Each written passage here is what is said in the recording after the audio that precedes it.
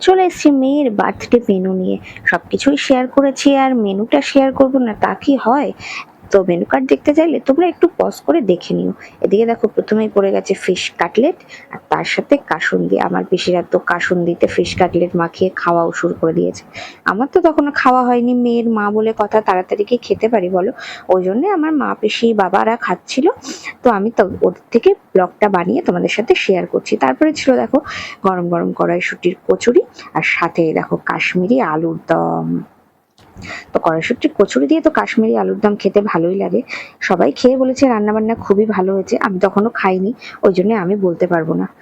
মেয়ের জন্মদিন বলে আবার ভাববে যে মেয়ের জন্মদিন, ওই জন্য সবাই মা ভালো বলছে রান্না। তারপরে ছিল দেখো ফ্রাইড রাইস, আর এদিকে আমাদের তার সাথে ছিল প্রথমে দই কাতলা। তো এদিকে দেখো আমার বাবা তো আবার শুধু শুধু ফ্রাইড রাইস খাওয়া শুরু করে দিয়েছে, তো দই কাতলা আসতে একটু দেরি হচ্ছিল। তো এই দেখো আমাদের দই কাতলা চলে এসছে ফ্রাইড রাইসের সাথে। ও, আমার পিসি ভালো করে মাখিয়ে নিয়ে টপ করে গালের মধ্যে চালান করে দিল। তারপরেই ছিল আমাদের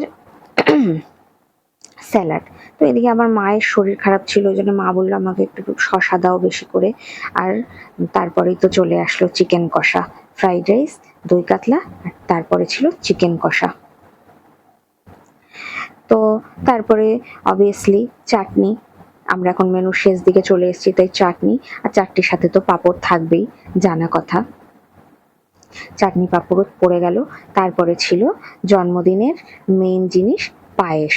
তো পায়েসটা এই যে চলে এসছে দেখো। বাবা বলছিল অল্প অল্প দিতে, বাবা বেশি খেতে পারে না। আর তারপরেই ছিল রসগোল্লা, আর শেষ পাতে হাজমোলা।